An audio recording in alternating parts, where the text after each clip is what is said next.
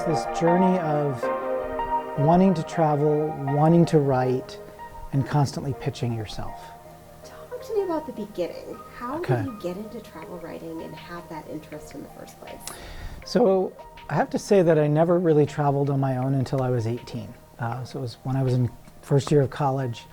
Did UCLA summer film school between college and so Rutgers was my undergrad. And I got the travel bug like crazy once I could spend my own money and travel the way that I wanted to. And English was my minor, communications was my major. I did a lot of writing. I went back for a master's in urban planning at Rutgers, and gay tourism was what I actually researched under that. Did a lot of academic writing on gay tourism and tourism in general. And then I got a job for Fun Maps, which was a gay travel map company when I left that. Well, I also worked in England doing HIV and travel research. In that particular job with Fun Maps, I was their communications person. So I was always in touch with editors about this, that, and the other thing. And finally, I would pitch articles to them, mostly about HIV and travel initially, gay travel also. And one thing kind of led to another. So many of these were very small publications that nobody's ever heard of. Some you would know if you were in the LGBT community. Some nobody's ever heard of. And they paid a couple bucks if they paid anything at all. But I think that one of the things that happened, and this is looking at 1998, 1999, the more that you write, the more that you pitch, the more you have clips. I don't know if people use that phrase anymore, but sort of now you use a link to send somebody your work or what's on your website. The more that editors become interested in you, the more experience that you have. And then by 2003, I started to have a byline in the New York Times. It's a matter of finding a niche, finding a place that you do the work well in, that you begin to develop a lot of contacts in, and then editors also know you can deliver on that. So travel has always been a real passion. It has always been a real passion. I'll have to go back to childhood. So we were 5 kids. I grew up in the suburbs of New York and New Jersey on the Jersey Shore. So I grew up, I'm from Bruce Springsteen's town, Freehold. Grew up in a neighborhood or a place known for tourism. But because you have 5 kids, we never went anywhere. You couldn't throw all 5 kids in the car in the Bonneville in the morning and be back at night. That's how we traveled. Once I had my own ability to pay for travel, I did. But as a child, I was constantly reading about places, Angkor Wat, Paris, London, obscure places. My parents were both highly educated, highly cultured, and I just read everything and said, I'm going to go visit these places at one point. And then by the time I was in college, I was able to do that. When you're pitching, do you write the article before you pitch it, or are you pitching them the idea? So it depends. Sometimes, you know, as a journalist, public relations people come to you with ideas, or an editor comes to you and says, oh, we want somebody to write on this, or we have a trip. So that's sort of already figured out. I think that for me, and this is why I'm at Purdue, looking at tourism redevelopment and conflict at the Hospitality and Tourism Management program, by 9/11, I switched a lot of what I did. So I began to look at our conflict zones. And so at that point, what I'm doing is going to editors and I'm pitching very specific, very unusual stories. We have all these people reporting on war and these people on the front lines. What is going on culturally within these conflict zones? And you know, what can I do that's very different from other people? So these are cases where I'm doing the pitching, I'm doing the convincing, I'm also building a niche that doesn't really exist in a big way. And that's somewhat more risky, and you have to have a few articles in the pipeline to really pay for this to happen. I guess that's something that I think is really important to highlight in terms of your attitude toward travel writing. Mm-hmm. A lot of new travel writers think of it as writing about 5-star hotels and the most pristine beach. But you look at travel as more than that. Can you explain your approach? So I think for me, even when I traveled in college, and I want to say that since we're recording this largely for a lot of students and for a lot of young people. The cheapest time in your life to travel and the most convenient and easiest time for you to travel is when you're young. So do it before you have kids, before you have to worry about mortgages. So I want to get that out of the way, get all those experiences out of the way. I grew up by a beach. Yes, Asbury Park and the Jersey Shore is not Tahiti, but I knew beaches. So I didn't really need to see beaches. I didn't need to go in the water. I began to realize that for me, I was not interested in the travel that everybody else wanted to do. And many other travel writers want to do that. They want the luxury. You see this more now with influencers who post pictures on Instagram or do a short TikTok video where they're basking in luxury or they're on a famous beach. To me, because other people want to do that, it's not as interesting to me. So whether it's gay tourism or whether it's tourism redevelopment in conflict zones, I wanted to find niches that were more unusual, perhaps more difficult to cover, and where if you want to say that journalism can change things or look at human rights issues, look at development issues, look at ways we can be connected in different ways, it's a little bit more interesting to do that on those topics rather than a 5-star hotel or a 7-star hotel, this craziness that hotels in Dubai use, where they're really sort of sponsoring that writer, they're sponsoring a lot of writers, the content doesn't become very different. So I think whether it's travel journalism or something else that you're writing on, something unusual, something that's different, something that can make you stand out. And for me, it was always a challenge, and that was one of those things that was really interesting to me as well.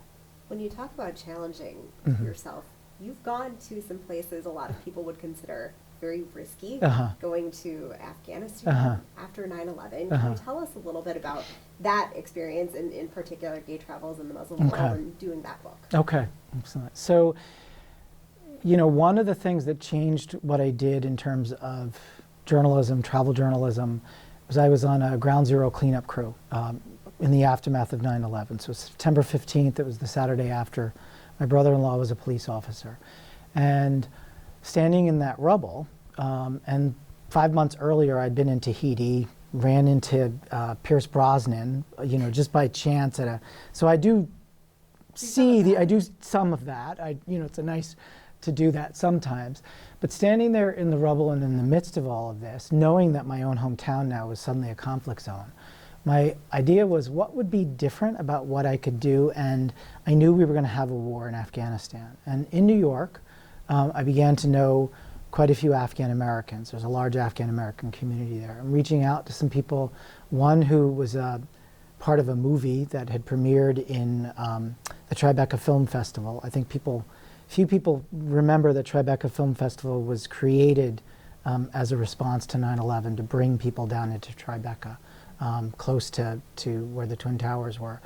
And I just decided that I would go, and I pitched this to the New York Times. I pitched this, I did do some gay human rights pieces also while I was there. It's my understanding that a piece that I had November 11th, it happened to be on Veterans Day that it broke, November 11th of 2003. My New York Times article on the ground looking at Kabul was supposedly the first time a major publication had done a travel-themed piece on Afghanistan in one of the major New York papers. And then I went 3 times, and then of course the next place to go after that is Iraq, which was even more challenging in some ways. And because I did this stuff on tourism redevelopment and conflict, a lot of that for Bloomberg, some of that for the New York Times, some of that for Condé Nast Traveler, it's actually paid better than doing the LGBT publications, which you're lucky if you get paid anything.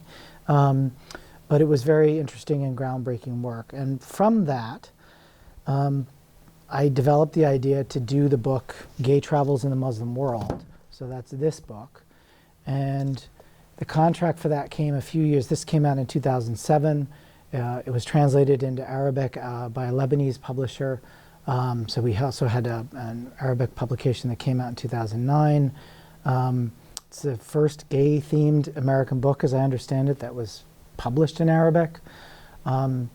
So I think for me, it's challenging oneself, finding interesting and unusual things to write about. I will say I never made myself rich doing any of this, but I've had a very, very interesting life. And it was by about 2012 that from this work, I began to formulate the idea of going back for a PhD, which I'm doing here at Purdue, to kind of look at some of these issues more holistically. Not so much the gay travel, but the tourism, redevelopment, and conflict. And I've been to Israel and Palestine, which is a different kind of conflict. It's been ongoing. I've also been to Gaza. So there's different kinds of conflict. And I think for me, this is what's more interesting about travel and travel journalism. And is it travel through peace? Is it connecting people? Is it reducing conflict? But tourism is one of the most important industries in the world, the largest or second largest, depending on how you count it.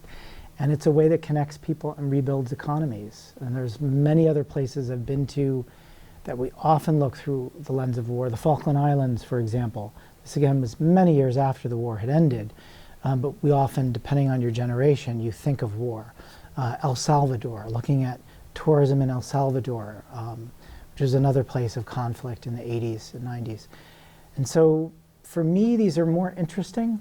And I think you can find new ways to write about these places different from other forms of journalism. How do you get people to open up and talk to you? How do you deal with the language barriers? Okay. So there's a few different things that are going on. One, once you begin to write about something, any topic, you begin to become somebody who's known for that. So sometimes people come to you, or it becomes easier to communicate with people. Even if they don't know you, you can send them a link to your work. There's good and bad to that, because sometimes people know your work, and I've had threats of death based on the LGBT Middle Eastern work, so we'll put it simply like that. So there's certain dangers to being known. In fact, the Gay Travels in the Muslim World came out. I wanted them to delay the book coming out for when I was back from my first trip to Iraq, but it came out before it. And so it had already been in the news that this book was out there. So there's that you become known. I think the other thing is I'm a print journalist and a photographer. And so this is an interesting thing. A lot of my friends from CNN who'd been to Afghanistan before me, they gave me a lot of advice and a lot of contacts. And they would explain that there were certain things that they couldn't do. And what I realized was that part of it was that they came with a lot of trucks. They came with cameras. They were much more flashy in a certain way, because that's television. You come with all these cameras, all this equipment, all these people. But when you're just one person with a camera and a notepad, a recorder, and you try to dress like a local, maybe you hire a fixer is somebody who does translating and helps you with logistics. Often they're journalists in their own right.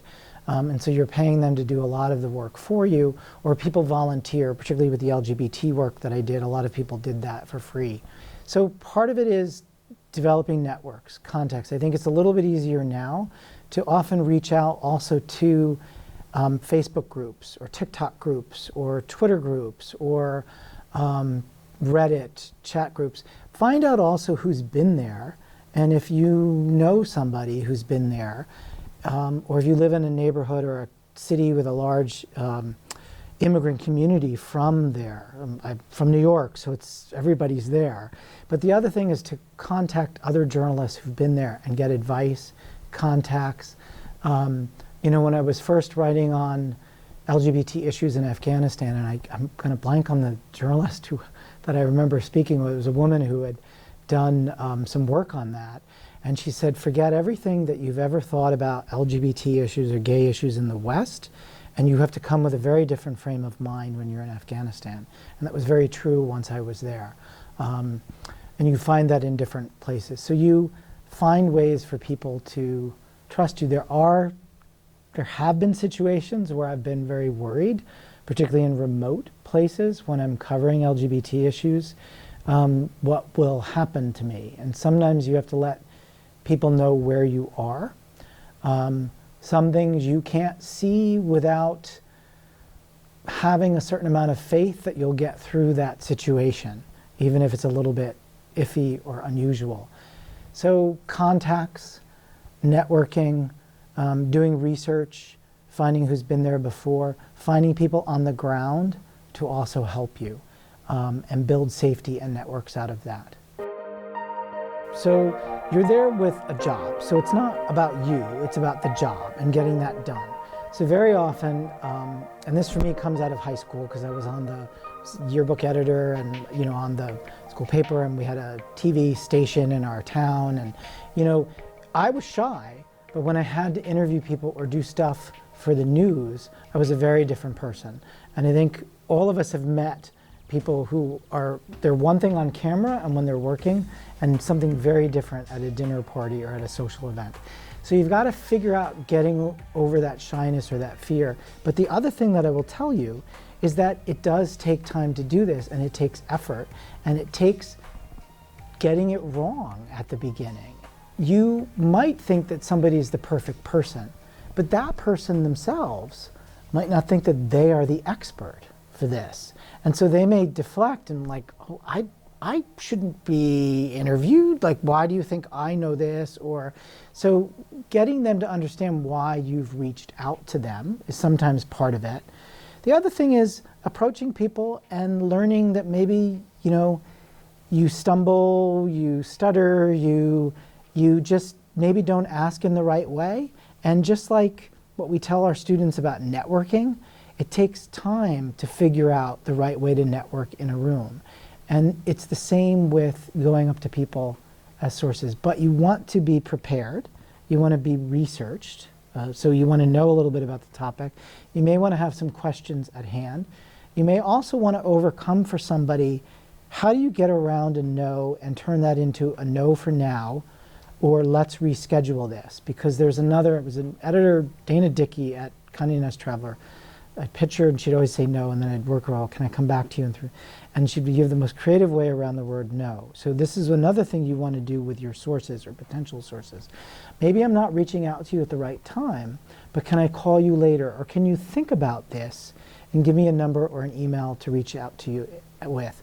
The other advice that I would give is don't just take an email, take a phone number also. Because emails can be ignored, but texts and phone calls are a little bit harder to ignore. One of the issues for young people is that we're so used to texting, we're so used to emails, or maybe we're just used to writing an essay for an assignment or for like the half page we have to write for a final, that we don't often think about this concept of storytelling, which is now a very big word, or has been a pretty big word the past several years. So a few of the things that I suggest to young people are turning off all of the distractions. So your cell phone, maybe writing with the internet turned off, so that you're really concentrating on the work. Okay, so that's one thing, getting in the zone for writing. So I also teach writing still for UCLA online, and these are the things where you have to really tell people to get in the zone. The other thing for young people is reading it out loud to yourself, to really hear it and see the flow of things. Also looking at writing and varying the sentence structure through paragraphs, and not having such long paragraphs, even breaking up the paragraphs, adding dialogue where it makes sense, where it moves the story along. The other thing is to print your work and read it off screen. I will say that even major publications now don't do this, and that's why you see even like, well, this is dangling, there's no period at the end of this, they've spelled this wrong, they've repeated this word, they clearly didn't edit this paragraph, they moved it from here to here, and they didn't delete it here, in a longer piece. So these are important, but I think the idea of also the 5 senses, and I think this is one of the things that many people forget in travel writing, is you want to give people the sense of being there. You want the 5 senses. What we often think about when we are describing something is just the visual.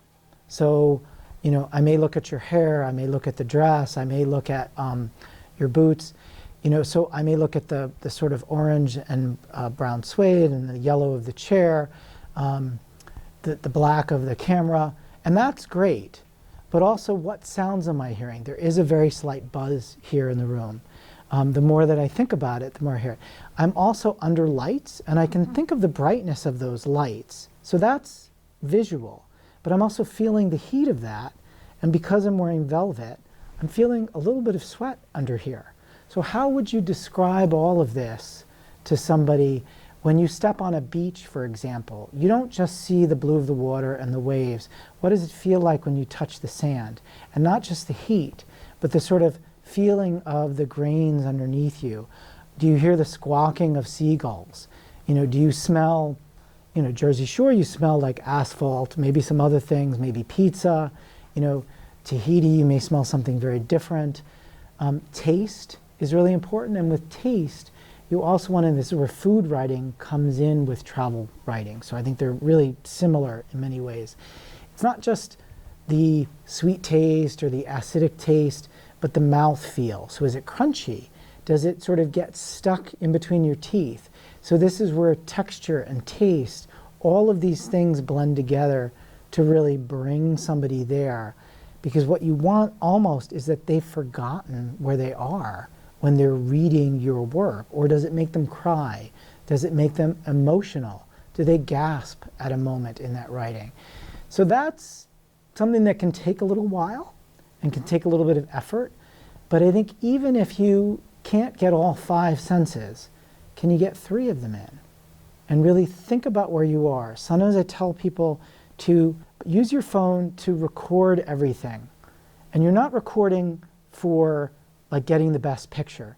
You want the sound, the color, and you want to watch that again when you do your writing. And these are ways to make things more compelling. One person once used the word a tapestry. She said it's like a tapestry. All these little different things that you have in them.